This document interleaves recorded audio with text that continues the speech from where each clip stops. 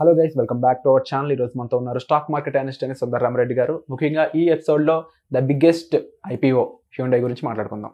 నమస్కారం సార్. నమస్కారం సార్, ఇండియాలో ఆల్ ఎంఎన్సి ఐపీఓలు కూడా మాట్లాడుకుంటున్న ఒక ఐపీఓ ఇప్పుడు రాబోతుంది, హ్యూండై ఐపీఓ అనేది. అంటే ఇంత పెద్ద మొత్తంలో నాకు తెలిసినంత వరకు ఎటువంటి ఐపీఓ అయితే నేను అయితే వినలేదు, చూడలేదు. సో దీని గురించి మీరేమంటారు? హ్యుండై మోటార్స్ అండి, అండ్ 25,000 crores. 25,000 crores అంటే ఆల్మోస్ట్ 17% స్టేక్ని వాళ్ళు అమ్మకానికి రెడీగా ఉన్నారండి. ఓకే. అండ్ సెబీకి ఆల్రెడీ ఫైల్ చేశారు. ఈ మధ్య కాలంలో సెబీ చాలా అగ్రెసివ్గా పర్మిషన్లు ఇస్తుందండి. ఇంతకుముందు అయితే బాగా టైం పట్టేది ఐపీఓస్కి, ఇప్పుడైతే 120 daysకి పర్మిషన్ ఇస్తుంది. దాని మీనింగ్ ఏంటంటే ఆల్మోస్ట్ అక్టోబర్లో మనం మంచి ఫెస్టివల్ సీజన్లో దీన్ని లాంచ్ అయిపోతున్నారు వీళ్ళు.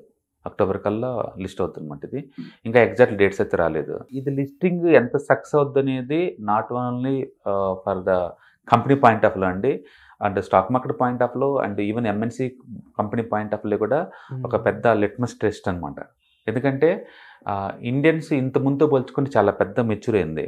అండ్ మీరు చూస్తూనే ఉన్నారు, మ్యూచువల్ ఫండ్ ఇండెక్స్లో అన్ని ఎక్కడ పెట్టినా ఆల్ టైమ్ హైలో ఉండి అండ్ బాగా ఇన్వెస్ట్ చేస్తూ పోతున్నారు. లోకల్ మనీ కావచ్చు, ఎఫ్ఐఎస్ కావచ్చు, ఇద్దరు బాగా హెవీగా ఇన్వెస్ట్ చేస్తున్నారు ఈ మధ్యకాలంలో.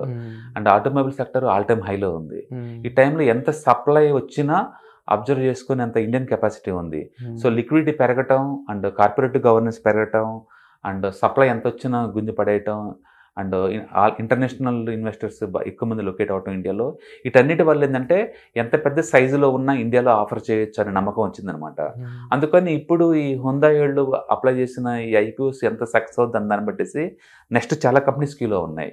ఇప్పుడు నయారా ఎనర్జీ అండి, ఆల్మోస్ట్ 1,00,000 కోట్ల రెవెన్యూ ఉన్న కంపెనీ, అది 9,000 crores ప్రాఫిట్లో ఉన్న కంపెనీ, ఎంఎన్సీ కంపెనీ, అది కూడా రెడీగా ఉంది లిస్ట్ అవడానికి. అండ్ శాంసంగ్ ఇండియా ఎలక్ట్రానిక్స్లో శాంసంగ్ వాళ్ళు ఎప్పటి నుంచి చాలా పాపులర్, 99,000 కోట్ల రెవెన్యూ ఉండి ఆల్మోస్ట్ 3,400 crores ప్రాఫిట్లో ఉన్న కంపెనీ, ఇది రెడీగా ఉంది.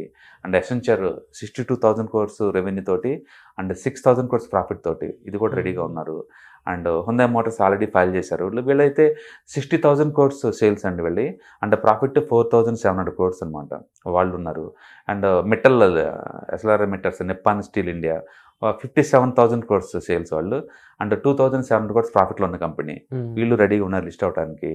And Flipkart 56,000 crores, but still ఇంకా లాసుల్లో ఉందండి, 5,000 కోట్ల లాసుల్లోనే ఫ్లిప్కార్ట్, ఇది లిస్టింగ్ రెడీ అవుతుంది. అండ్ కియా మొబైల్ వాళ్ళు ఆల్మోస్ట్ 39,000 crores రెవెన్యూ తోటి అండ్ 2,100 crores ప్రాఫిట్లో ఉన్నారు, వాళ్ళు లిస్టింగ్ రెడీగా ఉన్నారు.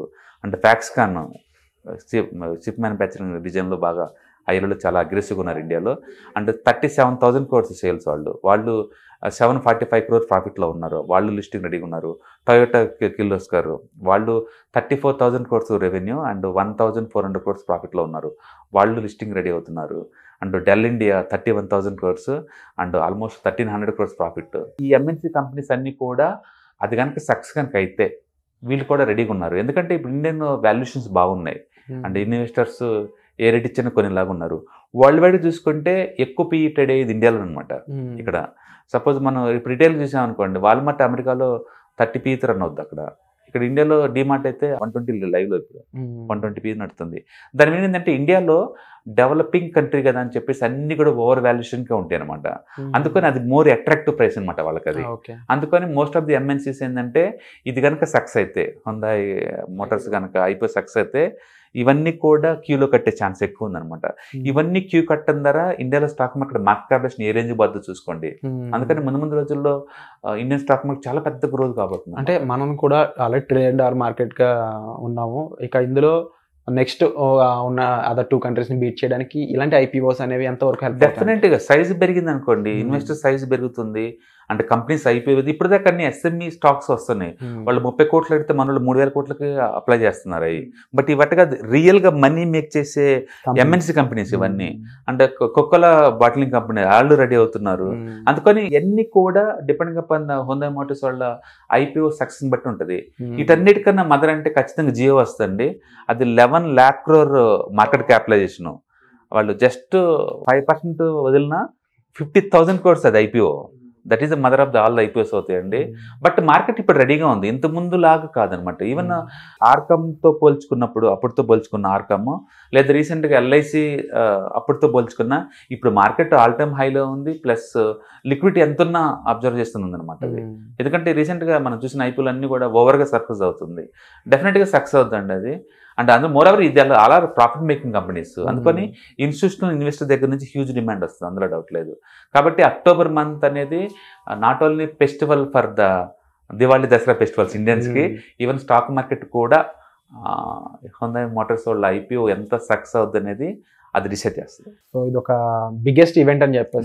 డెఫినెట్గా that is going to change perception అనమాట ఇండియాలో, ఎంత పెద్ద ఐపీఓ అని సరే. ఎందుకంటే ఇప్పుడు దాకా అన్ని లోకల్ కంపెనీస్, ఇక్కడ స్విచ్ నొక్కితే అక్కడ కొరియాలో మోగిద్ది. ఇప్పుడు హుందాయ్ సక్సెస్ కనుక అయితే ఆల్రెడీ కొరియాలో ఇది బాగా మూవ్ అవుతుంది, ఇండియాలో లిస్ట్ కాబోతుంది న్యూస్ వచ్చిన కాడ నుంచి. కాబట్టి ఇది కనుక సక్సెస్ అయింది అనుకోండి, it's going to inspire the other MNC companies అనమాట. ఇప్పుడు దాకా ఇండియాలో ఉన్న ఈ డెల్ కావచ్చు, ఎసెన్షియల్ కావచ్చు, అండ్ టొయోటా కావచ్చు, ఇవన్నీ లాంచ్ చేస్తాయి అనమాట. ఎందుకంటే ఎక్కువ వాల్యుయేషన్తో ఇండియాలో అమ్మచ్చు కదా. ఇప్పుడు దాకా ఇండియా అంటే థర్డ్ డెవలపింగ్ అంటే అంత పెద్దగా వాల్యుయేషన్ ఉండవు, చిన్న చిన్న ఐపీఓస్ అనుకునేవాళ్ళు. లేదు, ఇప్పుడు మెచ్యూర్ అయింది కాబట్టి, ఇండియా మెచ్యూర్ అయిన తర్వాత వచ్చి పెద్ద ఐపీఓస్ కాబట్టి అది సక్సెస్ ఎంత అవుతుంది అనేది లిట్మస్ టెస్ట్ అనమాట. డెఫినెట్లీ హ్యూండాయ్కి సెకండ్ హోమ్గా ఉన్న ఇండియా ఏదైతే ఉందో ఆటోమొబైల్ పరంగా, ఐపీఓ పరంగా కూడా అంతే సక్సెస్ చూడాలని, దాని ద్వారా మరింత ఎకనామికల్ కంట్రీగా మనం డెవలప్ అవ్వాలని కోరుకుంటున్నాను sir. Thank you so much.